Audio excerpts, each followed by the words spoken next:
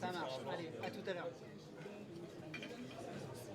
Dans les jours et les semaines qui viennent, je vais continuer à porter le projet et le convaincre. Et comme je veux essentiellement parler du fond de ce projet, des mesures concrètes et de ce qu'elles emportent, je veux passer le minimum de temps à parler des affaires des autres ou des sujets de majorité, de vie politique.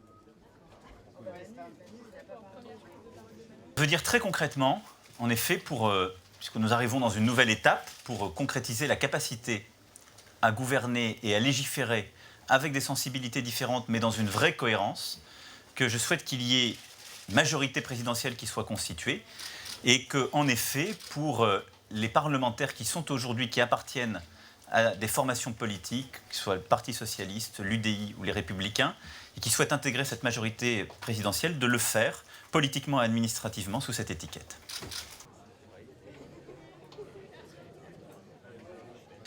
Je vais être simple avec vous. Si les Français ne veulent pas d'un renouvellement et d'une refondation de notre vie politique, ils ne m'éliront pas président de la République. C'est leur choix le plus souverain. Mais permettez-moi de penser que s'ils décident de faire un tel choix, impensable il y a un an pour beaucoup, décrié par la plupart et considéré comme intenable par une large majorité, c'est qu'ils ont bien l'intention, 6 semaines plus tard, de me donner les moyens de présider et de gouverner. Je n'en suis pas totalement persuadé, mais je pense qu'ils sont attendus de nos concitoyens. Je souhaite pour ma part qu'il y ait des femmes et des hommes qui viennent de la sphère privée, qui ont des compétences dans celle-ci et qui acceptent de les mettre pour quelques années au service de la sphère publique. Mais ça se fait de manière simple.